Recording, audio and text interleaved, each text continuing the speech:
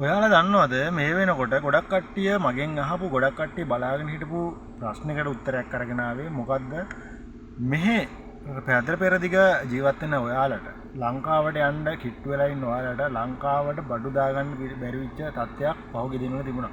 නමුත් දැන් කාර්ගෝ සර්විස් සරහා ඒකට පිළියමක් හැටියට කුවෙට් වල සිටින ඔයාලට සෞදිය හරහා බඩු යැවීමේ හැකියාවක් තියෙනවා. නමුත් මේ විනෝවිට මීටරේ පෙට්ටියකට දිනාර් 85ක් එයාලා අය කරනවා. පෙට්ටියක් දීලා දිනාර් 85ක් එයාලා අය කරනවා ලංකාවට යවන්න. මොකද ඒ බාර දීලත් මාස 2කමාරක් 3ක් ඒ කට්ටිය කියනවා ලංකාවට බඩු ටික යයි කියලා.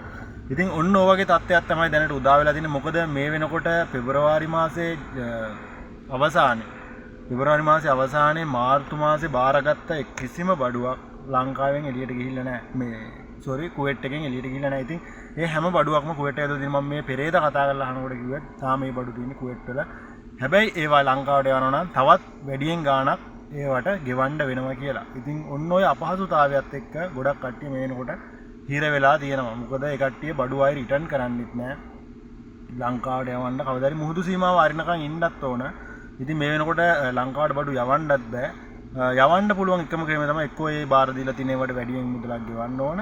නැත්නම් සෞදිය හරහා මේ බඩු ලංකාවට යවන්න පුළුවන්. හැබැයි ලොකු ගාණක් වියදම් වෙනවා. ඔයාලට බඩු පෙට්ටියට දිනාර 85ක් අවම දිනාර 100ක් විතර යනවා. මීටරේ පෙට්ටියට 85 කියන්නේ මීටර 1කමාර මීටර 2 ඊට වැඩි.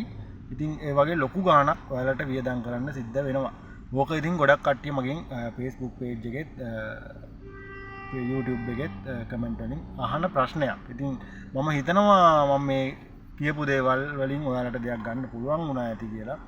මොකද මේ වෙනකොට ඔන්න ඔය තත්ත්වය තමයි තියෙන්නේ. ඉතින් ඉස්සරහට මුදු සීමාව ඇරියොත් ඔය ගාණ අඩු වෙනවා. කලින් තිබුණ ගාණට පොඩි යවන්න පුළුවන් හැකියාවක් තියෙනවා.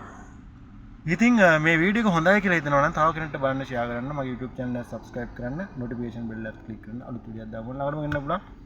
දාඩිය දාලා තියෙන්නේ.